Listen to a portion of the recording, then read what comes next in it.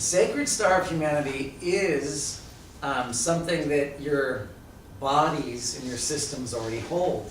Your body holds this energy. It also holds the structure of it, okay? And I'm going to use the term light body. I'll use the term light body. Other people have used the term light body. So I cannot say that when we all are speaking of light bodies, different people are, if they're speaking of the same thing I'm speaking of. So then I am going to say this light body is the higher evolutionary star of humanity, which is a sacred geometric body. I call it also a universal body. It's like your divine body. So there's different ways that I will refer to that. And again, it is very much like a light body. That's how you're receiving this as a sacred geometric light.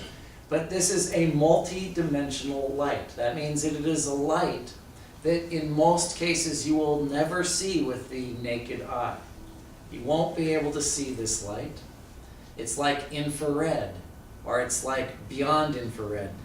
You're just not going to be able to see it because it's going to go to a vibrational level that your eye cannot measure.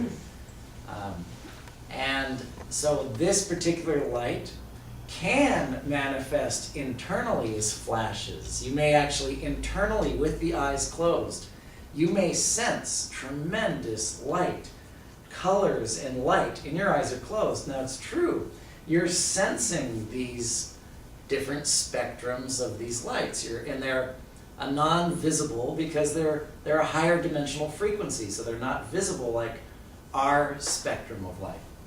If you were obviously experiencing the light, your eyes are closed, you're experiencing the light, you open your eyes, you aren't going to see that light in most cases. It is possible though, but again, it's very rare that you would, in opening your eyes, maintain or be able to see the light. But it can manifest, okay? There are extraordinary circumstances. Like fragrance. Sometimes you'll smell the energy. It can manifest that way. But someone next to you may not smell it. Very unique and very individual how that can happen. And again, that thing that you're smelling in many cases is not of this world.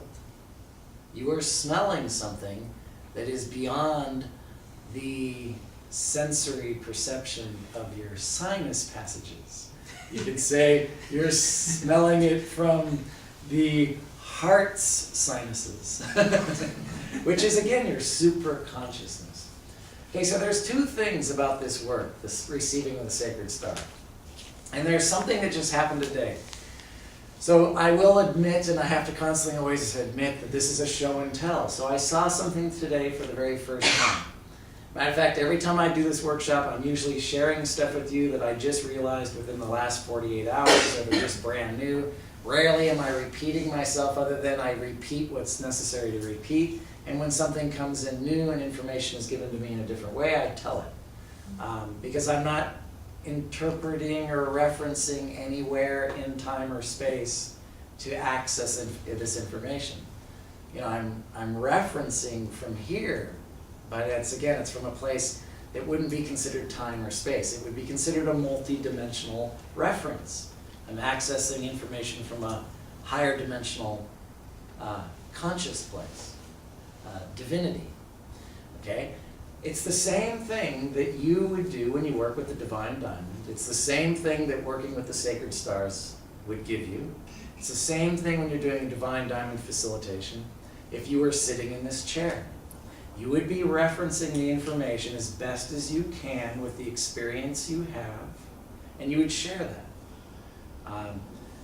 So that's how the work is done. And the more you practice doing that, the more relaxed and comfortable you get, referencing from, we can say, a superconscious place, the heart.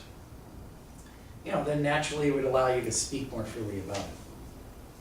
So, when we are working with this energy, we are working with a higher vibrational aspect of ourselves, which again I like to call, our universal collective conscience, our, divine self. Okay? Our sacred hearts are not sitting in our chest. Even though there may be a point of which that light or that information will manifest through our chest, the Sacred Heart is much bigger than this. The Sacred Heart is connected with all, and it's like a divine heart. It gives you connectivity to all of creation. It's ever present, and it is part of yourself that will allow you to awaken out of the dream, which is appearing to be separate from the Sacred Heart. That's all the dream is. It's the appearance of being separate. Now, we're not trying to make this disappear. We're simply choosing to learn about and understand this divine heart, this Sacred Heart that we have connectivity to, that we are always connected to. And we're choosing to learn again, to explore, to work with this. And in that process, more and more of the dream will start to fall away. And your dream is really only your attachment, your identification. That's really all a dream is. A dream is a bundle of memories. The mind is a bundle of thoughts. As more and more of those things start dropping away, more and more, of this divine heart, this divine reality begins to appear to you. You begin to see from, say, a higher understanding. Again, that understanding, I would say, is from beyond this dimension that we know of here on earth. It's more of a divine understanding, a divine reference, a divine point. You're able to see through and beyond the appearance. Again, it's not about discounting or trying to, just say, well, this is an illusion. It just doesn't exist. It's not real. I think that's only appropriate if you were talking to a God-realized being or someone extremely deep, they would look at you and say, yeah, right. But if you're talking to normal people, it's completely inappropriate. It's just not, And even in my understanding, I'm not trying to work with you denying the appearance of the dream. I'm not trying to work with you in denial that you are struggling with your ego and that you are imprisoned by your mind. I'm not denying that. I want to actually work with the appearance of this prison of mind. I want to work through the appearance of that. And I want to give you a way to find the key and open the door. And again, I agree it's an appearance, but it's powerful enough to be affecting your life. Even if it is a dream, it's a powerful dream.